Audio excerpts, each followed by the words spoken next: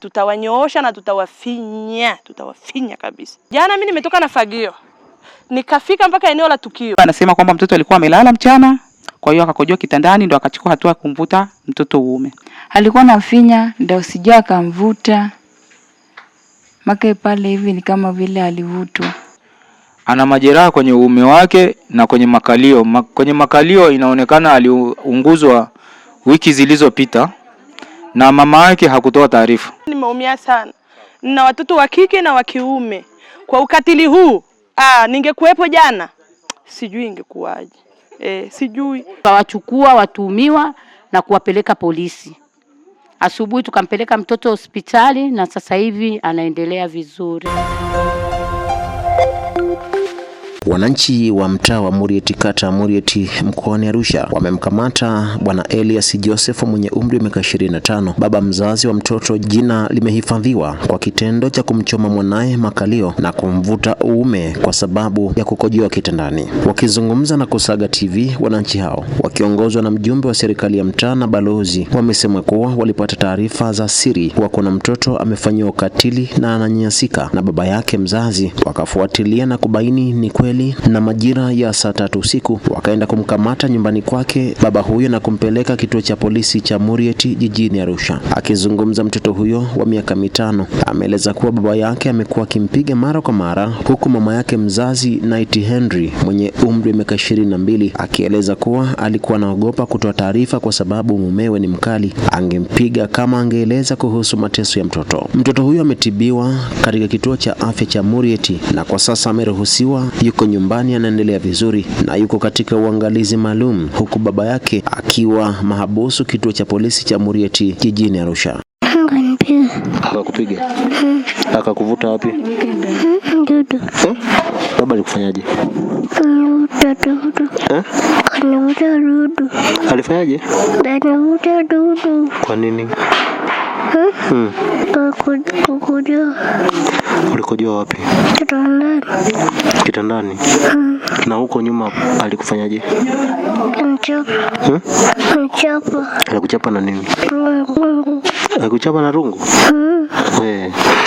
Baba amekuchapa mara ngapi? Mara mbili. Mara mbili? Sasa mbona ulikuwa usemi? Mama semi. Mungu semi. Dudu sasa hivi inaendeleaje? Vizuri. Mama yake mtoto, nilikuwa kazini. Nilipotoka kazini nikamkuta mtoto, lakini hiyo siku sikumwangalia. Alafu kesho yake ile kumwandaa, ilikuwa siku ya Jumapili. Kumwandaa ndo nikamkuta kwenye hiyo hali. Nikamuuliza, aliambia babake kampiga kwa sababu alikojoa kitandani. Nikamuuliza, amekupiga na nini mpaka umekuwa hivi? Akaniambia alikuwa ananifinya. Sasa nikamuuliza, kifinyo gani inakuwa paka hivi? Nikasema alikuwa ananifinya tu. Sasa baadaye nikatoka. Nikamwachia huyo sister amwangalie. Nikamfuata babake huko kazini kwake. Nikampata, nikamuuliza, kwa nini umefanya mtoto vile? Hakunijibu, lakini alisikiliza. Baadaye akaniambia, kwa hiyo umekuja kunipigia kelele kazini kwangu? Ndio nikamwambia sio kelele, na kama wewe unasikia nakupigia kelele, bora yani mimi niondoke hapa, eti tuongee tu vizuri tuelewane. Kasema sasa tutaongeaje tuelewane na ninakupigia kelele? Kasema basi ungenisubiria ndani nije tuongee tuelewane, sio kazini kwangu unakuja kupiga kelele. Ndio akaniambia, kwa nini usiongee basi hata kilugha ili tuelewane, usiongee kwa Kiswahili, labda watu wanasikia. Kamwambia naongea kila mtu asikie, sio kitu kizuri. Ndio baadaye nikamwona amekasirika, ndio nikaamua kutoka pale. Ndio nikaingia na mimi kazini kwangu. Kuchoma, anasema hakumchoma, ila anasema alimpiga. Alimpiga, kuna fimbo alimchapa nayo, ndo akawa hivyo. Make sija kama ni kuchoma, ningesema tungekuwa na pasi sawa, angemchoma au flampeni zile za kwanka. Alisema amempiga, alimchapa, ndo akawa kama hivyo. alikuwa nafinya ndio sijua akamvuta make pale hivi, ni kama vile alivutwa kwenye ume wake, alikojoa kitandani. Mimi Jumamosi na Jumapili namwachia huyu sister naenda kazini, ila siku zote anabaki shuleni. Kwa hiyo mimi nikirudi, saa zingine babake ana kazi, labda namkuta yupo nyumbani. Kwa hiyo kama yuko nyumbani, labda nimekuta labda ameshamuogesha nini, kwa hiyo nawakuta tu yupo sawa. Jana make hiyo juzi nimekuja Jumapili, ndo kaniambia balozi mwenyekiti wamekuja hapa nyumbani, wakampiga mtoto picha, inatakiwa mimi niende kituoni. Nikamwambia kosa lako labda imejulikana, ndio maana unaenda kituoni, labda ndo itakufaa, unaona kama labda ndo pazuri inakufaa. Kusema kwa hiyo wewe unaongea, wewe unataka nikae huko. Nikasema itakubidi, kama wenyewe serikali wameshakuja na kweli watarudi tena, watakukamata. Nilikuwa tu na ile uoga. Make niseme tu kwa sasa mume wangu amebadilika. Kwa hilo ile uoga tu ndo nilimuogopa. Juu japo kuwa kipigo ingekuwepo hapo, lakini nilikuwa tu na uoga. Alafu mimi sio mwenyeji sana, labda najua labda viongozi. Mimi ni mwenyeji wa Mara, huko Msoma, ni huko. Jina naitwa Sakina Mbailwa, ni mjumbe wa serikali za mtaa Murieti. Jana kwenye saa 3 usiku nilipigiwa simu na wananchi pamoja na balozi wa hapa Evergreen, wakisema kwamba kuna mtoto amefanyiwa jambo la kikatili. Nikaja mpaka hapa, nilipofika kweli nikakuta mtoto amefanyiwa jambo la kikatili. Ana majeraha kwenye makalio na pamoja na kavutwa uume wake. Lakini tulichofanya tukawachukua watuhumiwa na kuwapeleka polisi. Asubuhi tukampeleka mtoto hospitali na sasa hivi anaendelea vizuri. Mara ya kwanza anasema alivompiga vile, anasema aliombwa mfuko na jirani. Kwa hiyo akampiga. Akawa amemjibu jirani vibaya. Kwa hiyo baba akachukua hasira akampiga mtoto na mpaka akamchoma.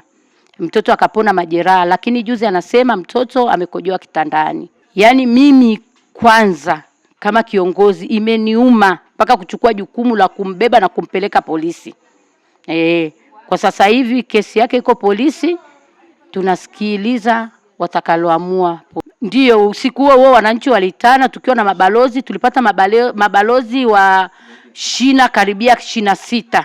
Tukaongozana na mabalozi wote, tukaenda mpaka polisi kumpeleka mtu. Mama alisema alikuwa anaogopa baba, manake baba amemtishia akasema atampiga na atamuua. Mtoto yuko chekechea na ana miaka 5. Baba anaitwa Elia.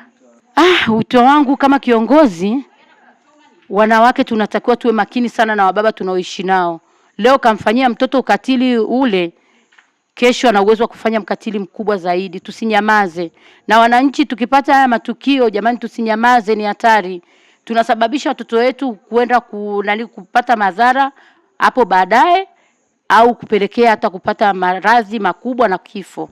Mimi naitwa Adamu Abubakar, ni balozi shina namba 20 mtaa wa Murieti. Hili tukio la mtoto kufanyiwa ukatili, kwanza taarifa nilipata kwa mwana msamaria mwema. Katika kupata taarifa, kwanza nilipigiwa simu. Bahati nzuri nilikuwa maeneo ya karibu. Nikaambiwa kuna mtoto amefanyiwa ukatili ubalozi wa jirani kwangu. Nikaona kwa sababu niko jirani, nifike eneo la tukio. Kabla ya kufika eneo la tukio nilimpigia balozi mwenzangu simu. Bahati nzuri tukafika pamoja. Tulipofika pamoja tukamwona mtoto. Katika kumwona mtoto tukaona ngoja tusinyamaze kimya, tuchukue hatua. Tukaona tumchukulia hatua za kisheria kwa sababu ukatili haufai kwenye jamii yetu. Tukaona sasa huyu dawa yake ni kuwapeleka polisi wote, na katika kumtoa hapa kidogo alionja joto ya jiwe kwa sababu kutoka kwa wananchi, kwa sababu huwezi kumpeleka tu mtu ambaye amefanya ukatili wa hali hiyo akaenda polisi kama vile anaenda hotelini. Haiwezekani. Tukaona tumpeleke polisi jana usiku, Tumempeleka jana usiku polisi, baba wa mtoto amelala polisi. Mama kutokana na mtoto ana hali kidogo sio nzuri, tukaona mama arudi na mtoto wake. Leo asubuhi tukashughulika naye kumpeleka hospitali ya Murieti. Baada ya hapo tumetoka hospitali kupata majibu ya daktari, tukarudi tena pale polisi, mimi na mama wa mtoto.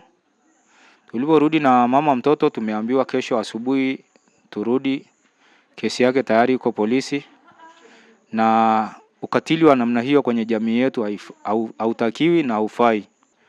Ana majeraha kwenye uume wake na kwenye makalio. Kwenye makalio inaonekana aliunguzwa wiki zilizopita na mama yake hakutoa taarifa. Mama aliona kwamba labda baba alikuwa anampa mapenzi motomoto amfichie siri. Inavyosemekana ni kwamba mtoto alilala mchana, alipotoka shule amelala. Alivyolala akaja akakojolea kitandani. Baba alikuwepo. Kitendo hicho ndo kilichoanzia kwamba mtoto kupigwa na mpaka kuvutwa uume. Kwa nini unakojolea kitandani? Sasa kwa hali ya kawaida tu kama mtoto anaweza akapitiwa na akaja akakojoa, hiyo ni hali ya kawaida kwa mtoto kwa sababu ya michezo yao. Lakini baba kwa ukatili wa hali ya juu ikafika mahali akavuta uume wa mtoto. Kwa hiyo kwenye jamii yetu kweli ni kitu ambacho si kizuri. Tunakemea kwa kiasi kikubwa, ndo maana unaona tumefika kwenye eneo la tukio na kumchukua mtuhumiwa na kumpeleka polisi. Tuma Kasimu Jua Kali. Naishi katika eneo hili. Kwa tukio hili limenigusa sana, na haswa mimi ndo nilianza kufanya maamuzi ya kufuatilia huyu mtoto mahali ambako anakaa pamoja na wazazi wake na kuwashirikisha mabalozi. Maana ni tukio, mimi kama mama, ni tukio ambalo limeniumiza sana.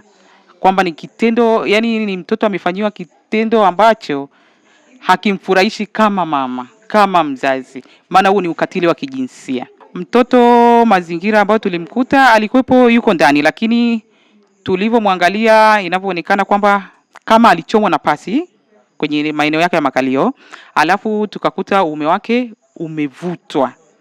Ni kitendo ambacho kimetuumiza, ndio tukachukua hatua ya kuambia mabalozi ili walichukulie sheria ili. Kwa hiyo tukawachukua hapa, tukawagusagusa kidogo, tukawapeleka kituoni. Wauliza kwa sababu gani wamefanya hivyo? Wanasema tukio la mtoto kuchomwa, inaonekana kwamba mtoto, kuna jirani alikuja kumuomba mfuko, mtoto akamjibu mfuko hamna. Kwa hiyo baba akasema kwa nini umemjibu mzazi kauli mbovu? Kwa hiyo baba akachukua hatua kufanyaje ya kumchoma mtoto. Na hiyo mtoto kuvutwa uume ni kwamba baba anasema kwamba mtoto alikuwa amelala mchana, kwa hiyo akakojoa kitandani, ndo akachukua hatua ya kumvuta mtoto uume. Yaani binafsi tutahakikisha kukemea haya matukio kama haya.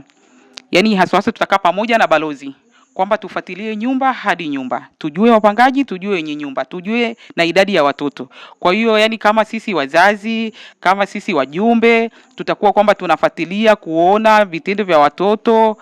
Yani hata kama yani sio mtaa wako, utakuwa unafuatilia tu, yani kama kufanya survey, mwisho wa siku tutabaini matukio kama haya tuliyoyabaini. Nawapa onyo wa mtaa huu na mitaa mingine ambao wataendelea na vitendo kama hivi, tutavichukulia hatua na kuwapeleka polisi. Yani tutachukua uamuzi wenyewe kuwapeleka polisi kama tulivyochukua uamuzi jana na kipigo juu. Na bado matukio hayo bado yanaendelea, na hata kuna nyumba ya jirani yupo mwingine nasikia anapiga mtoto mpaka anazimia. Ila wenyewe wananchi wamekaa kimya, lakini tumeanza majirani wamekaa kimya. Ila sisi kama wa mtaa wa karibu tumechukua hatua hiyo ya kufuatilia ili hichi kitendo kilichotokea, na tutafuatilia na hicho kitendo cha huyo jirani mwingine ambaye anampiga mtoto mpaka anazimia.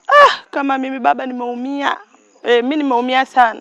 Na watoto wa kike na wa kiume. Kwa ukatili huu, ningekuepo jana, sijui ingekuwaje. Sijui. Mimi nilipata taarifa kwangu ni hapo jirani. Nikasikia tetesi. Nikasema ngoja nifukunye ili nijue. Kama mimi sina kazi, nikasema nije niangalie, nikaja kuona. Nilivyoona nimeumia kwa kweli. Nimeumia sana. Lakini tunashukuru Mungu mmefika kwa wakati. Tumeambiwa mtoto ameunguzwa na pasi kwenye makalio huku, na pengine kachomwa kavutwa sehemu za siri na baba wa kumzaa. Wala sio wa kufikia, wa kumzaa huyo. Kakojoa kitandani. Watu hawana hofu ya Mungu kabisa, na pia na bangi wanazozivuta bila kula ndio zinachangia. Onyo tunalo hapa kwamba wamama ni nguvu kubwa, tukiwashika kwa kweli hatuna msaada nao, ndio, na tutawanyoosha na tutawafinya kabisa. Jana mimi nimetoka na fagio, nikafika mpaka eneo la tukio, bahati mbaya nikakuta ameshashikiliwa. Lakini ningemkuta mimi sijui ingekuwaje. Yaani nilikuwa nataka nimpige fagio kwa sababu huyo mtoto anayemvuta mimi nimemtafuta sana kwa taabu. Mimi mama watoto 4 wa kike wa kiume mmoja wa mwisho. Nimeumia sana kwa kweli. Ndio. Natoa wito kwa wamama, wakiona hichi kitu kinatokea ndani wasilifumbie macho. Wasiwaogope wa baba, basi ukiona unamuogopa mwambie jirani. Ukimwambia jirani atakuja kuniambia mimi Mama Faima na mimi nitalipeleka. Arusha hatutaki ukatili kwa kweli. Kwa sababu wamama tunajiweza, hatutaki ukatili.